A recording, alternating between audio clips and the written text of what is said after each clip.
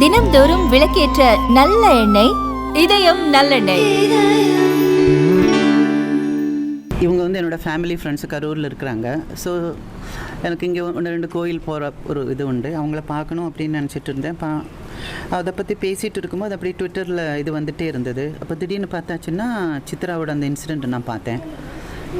என்னமோ மாதிரி ஆயிடுச்சு. அதாவது என்ன நடக்குதுங்க அப்படின்ற மாதிரி ஒரு ஃபீல் ஆல்ரெடி நம்ம லைஃப்பில் இப்போ நடந்துகிட்டு இருக்குது. நம்ம தமிழ் மக்களுக்கு நடந்துகிட்டு இருக்குது. ஒரு கடன் வாங்கி திருப்பி கொடுத்தா சண்டை போடுறதோ, இல்லைன்னா என்கிட்ட இருந்து நீ என்னோட என்ன சொல்லுது சொத்து பிரச்சனை, இல்லைன்னா கடன் வாங்கினது திருப்பி கொடுக்கல, வண்டி எடுத்துகிட்டு போனேன், இந்த மாதிரி விஷயங்களில் ஒரு சண்டை வருது அப்படின்னு எல்லாம் சொல்லும்போது அவ்வளோ நமக்கு அது ஒரு பெருசாக தெரியாது. ஒரு தண்ணி இல்லைன்னு சொன்னதுக்கு இப்படி ஒரு ரிசல்ட்டா அப்படின்னு பார்க்கும்போது எனக்கு ஒரு மாதிரி இருந்தது. அதுவும் இல்லாமல் ஒரு பொண்ணுன்னு கூட பார்க்காம ஃபிசிக்கலி அப்யூஸ் பண்ணுறது. நீங்கள் பேசுங்க, சண்டை போடுங்க, அதெல்லாம் வார்த்தைகளோடு நிறுத்திக்கிங்க. எதுக்கு கை காலெல்லாம் யூஸ் பண்ணுறீங்க? யாராக இருந்தாண்டா உங்களுக்கு ஒரு பொசிஷன் இருந்தால் அந்த பொசிஷன் வச்சு மிஸ்யூஸ் பண்ணுறதா?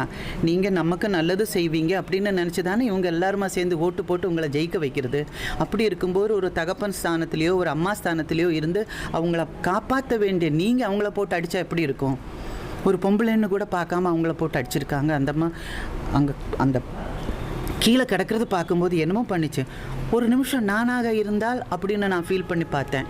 எனக்கு அது பார்க்கும்போது சரி எனிவே நான் அப்போ இடம் எங்கேன்னு பார்க்கும்போது கரூர் அப்படின்னு பார்த்தேன், மேலே பார்த்தேன். சரி எப்படியும் நான் கரூர் என்னோடய ஃப்ரெண்ட்ஸை பார்க்க போகிறேன்னு அந்த டைமில் அவங்கள போய் கொஞ்சம் பார்க்கலாம் அப்படின்னு நினச்சேன். நான் வந்து இந்த இன்சிடெண்ட் பார்த்ததில் நான் ஆசைப்படுற ஒரே ஒரு விஷயம், நான் அரசியல் ரீதியாக நான் இங்கே பேச வரல, ஒரு மனிதாபிமான அடிப்படையில் நான் சொல்கிறேன். இந்த ஊர் இந்த வார்டினோட யாராக இருந்தாலும் சரி, இந்த எம்எல்ஏ யாராக இருந்தாலும் சரி, இதுக்கு எடுக்க வேண்டிய ஆக்ஷன் தயவு செஞ்சு நீங்கள் கண்டிப்பாக எடுங்க.